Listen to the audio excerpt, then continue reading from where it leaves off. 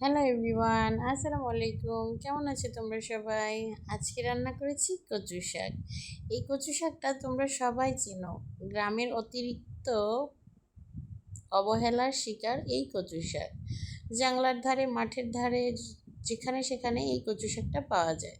চলো তোমাদের সাথে আজকে শেয়ার করি আমি কিভাবে কচু শাক রান্না করি।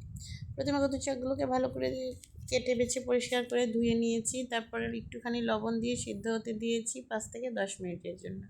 খুব সুন্দরভাবে সিদ্ধ হয়ে গেলে আরেকটা কড়াইতে কিছু পরিমাণ পেঁয়াজ নিয়ে তাতে কাঁচামরিচ কুচি দিয়ে খুব সুন্দরভাবে ভেজে নেব। কাঁচামরিচ কুচি আর পেঁয়াজ কুচিটা হালকা ভাজা হয়ে গেলে এর মধ্যে দিয়ে নেব থেতো করা রসুন। শাকের মধ্যে যত পরিমাণ পেঁয়াজ রসুন দেওয়া যায় ঠিক ততটাই মজা হয়। আমার মনে হয় শাকে মরিচ আর রসুনটা একটু বেশি দিলে খুবই ভালো লাগে। এই যে দেখো, এখন সিদ্ধ করে রাখা কচু শাকগুলোকে খুব সুন্দরভাবে পেঁয়াজ রসুনের মধ্যে মিশিয়ে নেব। আর এখন যেহেতু আমের সিজন, তাই এর মধ্যে দিয়ে নেব কিছুটা, অর্থাৎ 2-3 ফালি আম, যাতে গলা ধরা ভাবটা চলে যায়। কিছু পরিমাণ কচু থাকে যেগুলো মুখ চুলকায়, যাতে মুখ না চুলকায় তাই একটুখানি টক দিয়ে নিলাম। অনেকে এখানে আবার লেবুও ব্যবহার করে।